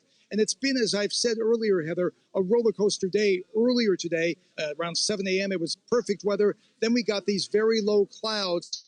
But in the last hour or so, boy, Mother Nature has come through. I'm going to take another look right now. Well, it's going slower than I want it to go, but we're getting very, very close to totality. Once it gets here, Heather, it will last around 4 minutes, quite a lengthy bit of totality here in the Dallas area. So, Steve, stay with me because we're going to take lots of time with you. We want to experience another moment of totality. We just had a family from Mazatlan, Canadians from Calgary who were there, and they were over the moon, if you'll excuse the expression, experiencing her 5th total solar eclipse. So we can just see that sliver, Steve, on the screen. And I am thinking it's just minutes away or maybe even seconds away from totality for you. So just give me the play-by-play, Steve. We've shared a lot of news events together over the years. Why don't we share this one together? Okay. Well, you hear the people cheering. I'm going to look up again. Well, it's getting smaller and smaller. We're basically seeing what they call the diamond ring right now, where you just see the very top of the moon. It looks like a rock on a circle, which would be the diamond ring. Well, I hope you can tell it's getting darker and darker here. I'm going to look up again. Well, I don't know if we have a countdown clock like we have with a space launch, but it's getting closer and closer. I'm going to look up one more time. I think we're about there. Oh, my goodness. Okay. We are about to hit totality, Heather. I want to listen to the people there, Steve. Let us hear them. Now, don't have to wear my glasses. What a beautiful sight. We see the moon, just silhouettes, and we see the sun circling it. The people there are just, I mean, just like you said, over the moon right now. So this lasts around 4 minutes. This is a song most people here never seen before. They've come here, you've talked to people who've traveled from far distances, but right now we're seeing that beautiful ring. I mean, you just want to take it in. I've told people before, don't worry about cameras or anything, just sit in. So I'm going to just stand back for like 10 seconds. It's just such a beautiful sight, Heather. You're about to see it, hopefully, up in Niagara Steve, Falls. I've seen it before. I hope it's just so. amazing. Okay, just pause with me for a second. I think my live shot is a little bit out of sync with yours because we're just seeing some of those last. But here comes the corona on my live picture, and it is spectacular to see all those white streamers. Amazing. And I'll be watching for prominences. So just pause for a second, Steve. I want you to take it in because this is your first total solar eclipse, you were telling me, and you have to experience it. So pause for just a moment. Get a feel for it. Yeah. Listen to the crowd. I'm going to watch for just a second while you do that. And I'm going to tell you that people here behind me, wow, the crowd behind me, thousands strong now. They keep cheering, Steve, because they can see a little bit of what's going on in the sun here. Okay, now come back to you because you had a chance to take off those glasses to feel the experience. Is it as awesome, Steve? Is it that moment of connection that people speak of? I think it is, Heather. The site is so beautiful. Obviously, I've never been in a overcast, but it's so clear right now. It's just a beautiful sight. You see that silhouette, which is the full moon, and then you see the circle around it, the corona. It is just a beautiful sight. And when you realize, think back hundreds of years when people didn't know what was going on. Ancient people who lived in ancient lands around the world, when they saw an eclipse like this, they got very nervous. Also, it's very interesting to watch, I find, the birds. The birds don't know what's going on at all. It's been daylight. They were waiting for darkness in many hours. Suddenly, it's darkness now.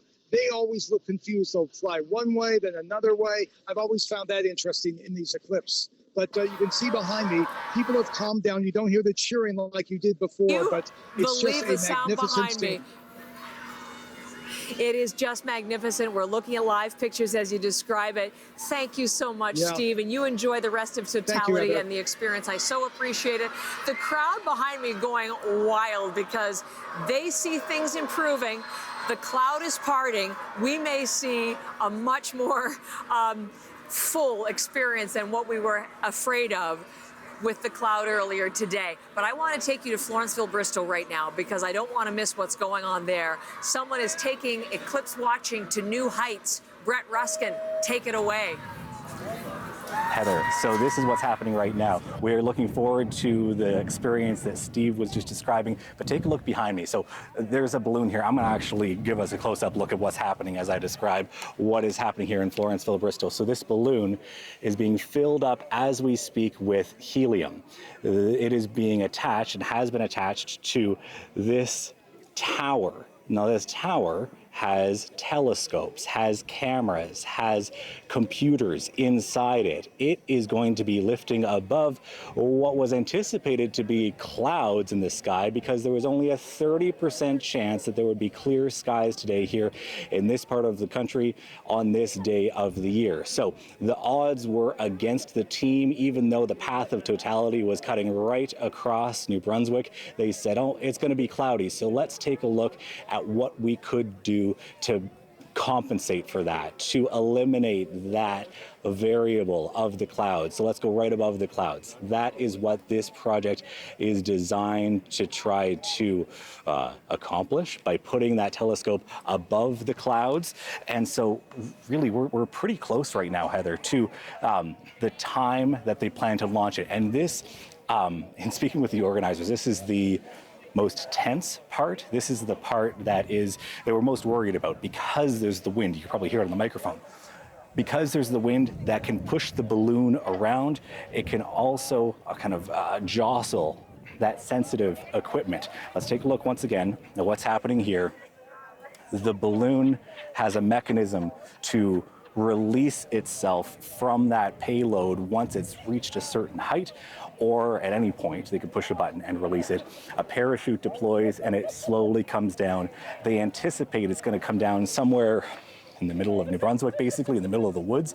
Previously, during test flights, it's landed in the middle of Maine, so across the border. Other times, kind of a few kilometers from here, again in the woods. So there's a team ready to go with trackers. So basically, let's just hang out here, Heather, as we watch to see as this balloon lifts off. So if there was ever cloud karma, I mentioned this before, of all this work that was put in with the anticipation that there could be clouds, but this is a really ideal conditions here. This really is just cherry on the cake in terms of a bonus for folks who are here experiencing this. Brett, I don't want to leave you because I'm afraid that we'll just go away from your location and they will launch. Do you have any? Yell over at them. Just let us know how close they are. Should we stay or should we go? What do you think? I don't. I mean, they said at 45 and we're at 47 now. Okay. Let's see. I'm just thinking as I look at this, go and see if you had an idea, because I'll just mention that this is one of so many interesting experiments going on today. They are sending kites up. Okay, go ahead. I'll keep talking. We're watching.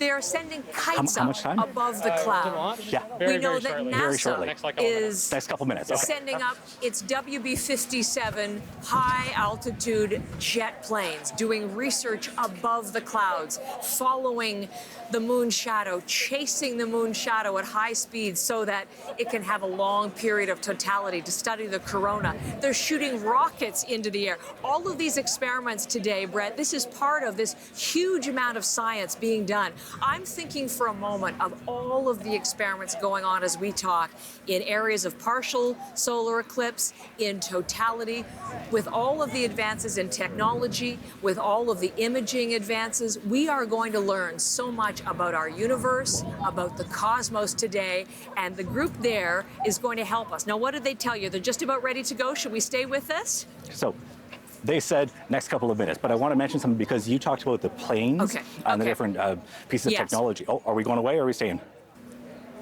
No, stay with you. Okay, so the planes.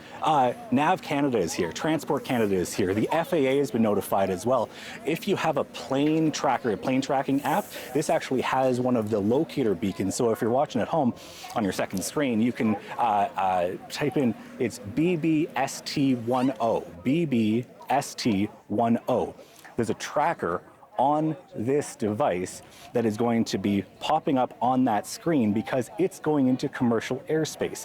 It's going 50, 100,000 feet above the sky, so into that commercial space. So they've actually had to reroute some of the transatlantic flight routes to accommodate this device going up into that airspace. So it is very interesting. You see David Hunter here. He's kind of the mastermind in the blue sweater there. And it looks like, I'll give you a close-up here of what's happening with the helium because they are, there's helium, there's one tank there that may be expired now. They might be switching helium tanks. Okay. Or I feel like we're watching the Let's see launch of SpaceX or something, and they're doing the final checks, and I should be counting down, Brett, 10, 9, 8, 7, 6, like I'm at NASA TV. That's what it feels like, this excitement level. I don't want to go away. It's like SpaceX if everyone working at SpaceX were volunteers and retired. from their jobs exactly. usually as a professor. Maybe we could Yeah. keep this. Maybe we could keep this up on the screen on split screen, because I don't want to go away, but I also don't want to lose my next guest because he's watching. So just stand by with me, Brett. I want to bring in Jay Scotland. He's on Prince Edward Island. Jay used to be a big part of our team on CBC Morning Live. He's now the meteorologist on Compass. Such a great guy. He's got his glasses on. Excellent, safe watching. Jay, what is happening there where you are? And tell me how you must be very excited about today. I am. In 2017 here on PEI, I had a chance with my daughter Abby to take in the partial eclipse at that time with a pinhole projector. I think we made it out of a cereal box and it worked.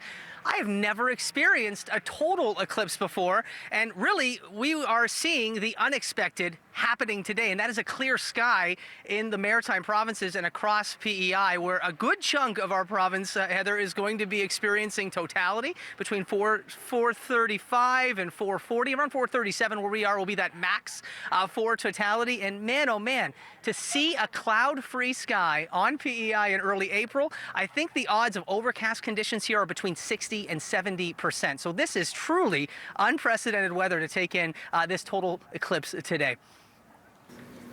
You know, Jay, as you're talking, the other half of our screen, you have another camera sitting and rolling. And so we're seeing, so the partial eclipse is underway. It's taken that bite out of the sun. It's starting to move across the sun's surface. What are you most looking forward to, Jay, just personally, when you see totality there for the first time? Just to know that I'm standing in a celestial shadow. I think that's going to be, it's almost a deep connection with things beyond, well, what we see immediately around us, and to see that effect. And I'm really interested to see, I've heard that the colors green and blue can look a lot more vibrant just with the lighting conditions during a total solar eclipse. So I made sure to wear a green shirt today, as the grass really hasn't greened up all that much just yet here on PEI. But man, oh man, to get to experience between 2 to 3 minutes for Western PEI of totality today, and even the eastern half of the island, very close to 100% coverage in terms of that total eclipse. This is really a historic event, a once-in-a-lifetime event, Heather, and I will say the next time this happens on PEI, 55 years from now, I'll be 98, 2079. I'm hoping to get a chance to do this again. Yeah, but if I know you, you'll still be bringing fantastic weather forecasts and having fun with people on the island, as you did with us for so many years. Jay, thank you for setting this up. We'll be back to you as this continues. Woodstock, PEI, enjoy it. Enjoy your moment.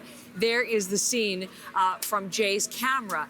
Now, as totality approaches on the island, crowds filling in behind me, Niagara Falls, getting very, very excited. 3:18 Eastern is the time that I am expecting to experience totality. Jay was talking about the colors changing. We were talking about that earlier today. The green becoming bolder, the red maybe recessing. Niagara Falls behind me, we're expecting it may look a little pink, but we're not sure. I'm not sure. We'll find out in due course when totality arrives. I want to take you to Austin, Texas next. Already experienced totality. Nelson Kwan is with me now. If you are into things celestial, you probably know the award-winning documentary Chasing Shadows. Nelson is the producer and the director of that. He's in Austin, Texas. Nelson, I'm so delighted to meet you. You've already had your totality. Tell me all about it. Well, I'm here in Austin, right in the middle of the city. We're kind of like at the edge of the eclipse path, so we would have had about about 2 minutes of totality, which happened about maybe 20 minutes ago. I'm at this school that my nephew, his school is underneath the eclipse path. So I kind of planned this trip to come here like maybe 8 years ago. To kind of experience the eclipse with him. So, yeah, I mean, as you can see behind me, it's cloudy conditions, something that has been plaguing a lot of eclipse chasers this time around. So we were able to see the corona. In fact, I can show you a little bit because I was recording it on my telescope camera. I don't know if you can see it there. Yeah, we had a little bit of totality. We could see the corona and everything. We even saw some. Are you a prominences. documentary film producer by any chance? You're giving me an interview while showing me your own footage. This is fantastic. Okay, sorry, Yeah, go ahead. pretty I was much. just, Yeah, I was pretty much. mesmerized. Yeah, go ahead. Show me more. Yeah. Show me your footage. footage. We only had, well, I just want to at least get you guys to see, like, even though we had clouds like this, the 2 minutes, it did give us some little bit of corona, so we were able to see that And of course, naked eye was even better. So I think in about 10 minutes, you guys are going to witness your totality. So that's going to be pretty exciting. I really hope you guys got the clear skies. I think you guys have much better weather than what we have here. So really hoping that you I guys all don't get to know, see it over Nelson. there. You know, we've had a lot of cloud today. Every time there's a break in the crowd behind me goes wild, and you hear the cheers maybe in our conversation. I know you've seen total eclipses before.